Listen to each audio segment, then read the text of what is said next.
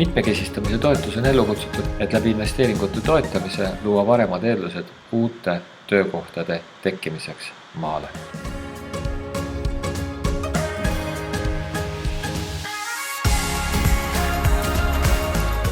Seni toimunud 4 taotlusvooru raames on positiivse rahastamisotsuse oma investeeringuprojektidele saanud ligi 600 maapiirkonnas tegutsevat ettevõtjat.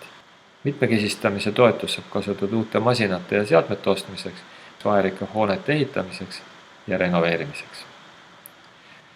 Tootmishoone või teenuse osutamiseks vajalike ruumide ehitamisel on toetust võimalik kasutada ka ehitusprojekti eest tasumisel, vee- ja kanalisatsiooniga liitumisel, elektrivõimsuse suurendamisel. Põhjalikuma loetelu leiate PRIA koduleheküljelt ja meetme määrusest.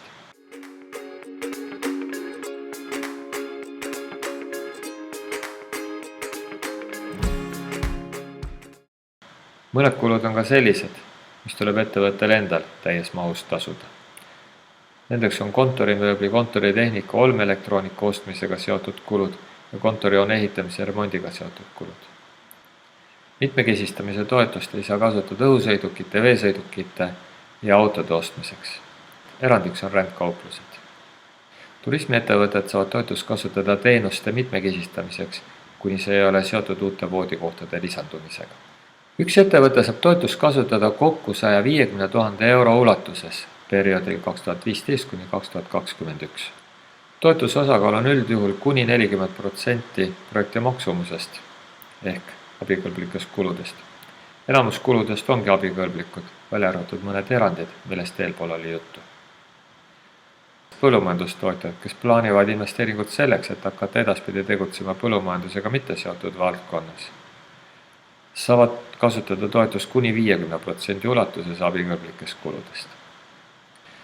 Seotud ettevõtteid käsitletakse ühe ettevõttena ja ühel ettevõttel on ette nähtud toetust kuni 150 000 euro ulatuses. Üheks ettevõtteks loetakse sellised ettevõtteid, kes on omavahel seotud valitseva mõju kaudu konkurentsiseaduse mõistes.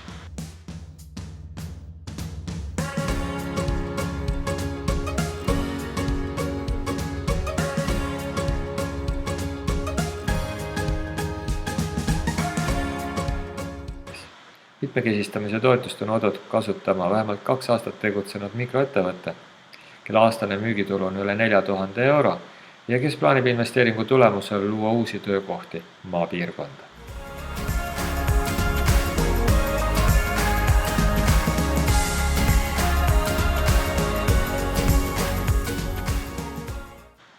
Kui ettevõte soovib kasutada põllumajandustootjatele ette nähtud soodsamat toetusmäära, siis peaks põllumajandustoodete osakaal ettevõtte müügitulus olema üle 50% ja müügitulu põllumajandustoodetest üle 4000 euro. Tagada investeeringu elluviimise suurem tõenäosus võtab PRIA taotlemisel ka ettevõtte jätkusuutlikkust iseloomustavaid näitajaid.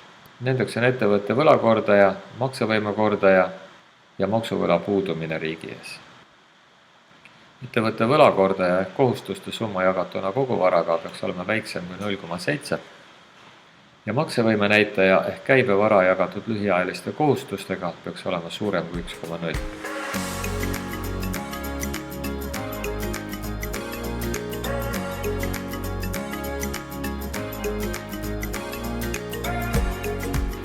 Toetuse oodatav tulemus on uued töökohad maapiirkonnas.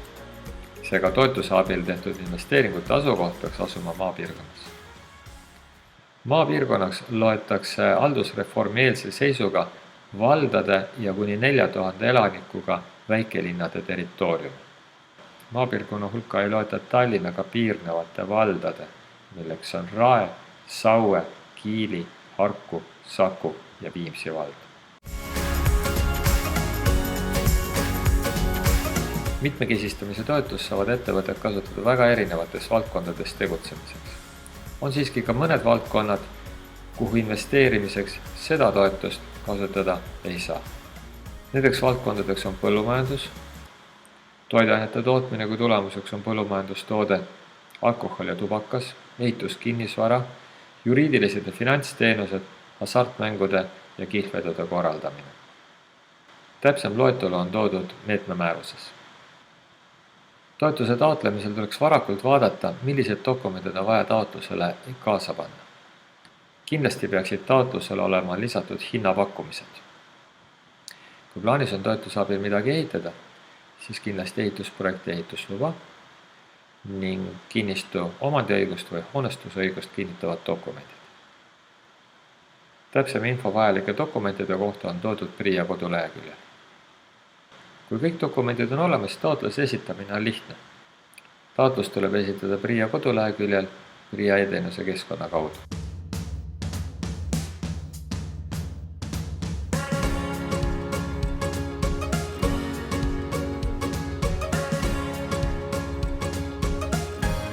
Millised on ootused ettevõttele, kes mitmekesistamise investeeringutoetust kasutab?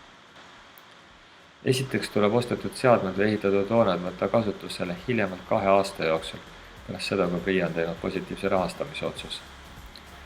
Teiseks peavad soetatud seadmed ja ehitised olema aktiivses kasutuses vähemalt 3 aastat peale projekti lõppu.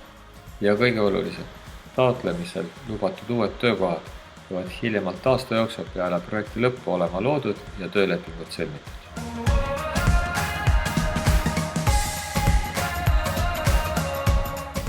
Käesoleva aasta taotlusvoor toimub sügisel. PRIA võtab taotlusi vastu 2 nädala jooksul septembris. Täpsemad kuupäevad saavad olema väljas PRIA koduleheküljel. PRIA kodulehel on väljas ka põhjalikud juhised ja abimaterjalid taotlejatele. Edu töökohtade loomisel!